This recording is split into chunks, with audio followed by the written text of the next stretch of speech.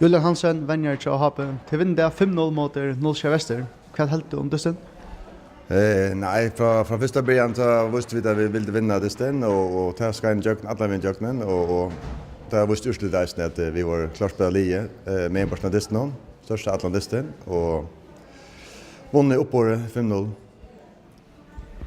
Det ble sånn der råkot en tøyna, 2 reikors i sen. Hva skjedde? Ja, jeg ringte og ikke hva det var, men det var omkring hevnesøk og alltid det var, så bare jeg fikk rett kors for det, og ja, klei og skaper, det er alltid bytt reikors fra akkurat så i øl og bytt rett kors. Dette en dyster her, du lykkes til toppe atter at nå taper mot NSU?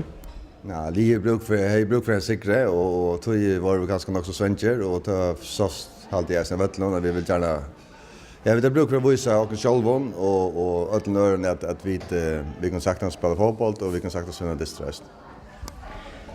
Nå var det mester i fjør, og det er nok etter svensk etter år. Vi vil gjerne være vidt at mesterskap skal avgjøres, det er helt sikkert det. Det vil jeg gjerne være. Det er det vi bygger opp til nå, at få et så godt liv som 100% skal være vi. Ja. Har du funnet det rette uppställelsen till Dystner eller runda rotera sånt där framåt? Nej, vi har brukt några spelare Atlantyna och vi får bruk för att spela en joggen alla kapitlarna och så vi hade det att tunga mycket att vi vet själva gott att akkurat nu är kanske det bästa uppställningen, men det blir ju den bästa uppställningen till nästa dyst. Så det är det ju mest att det kommer spela mot resten.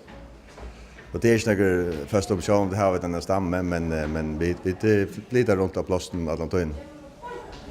Vill Hansen Venjar Hape NFL look with this non och gå ut framåt.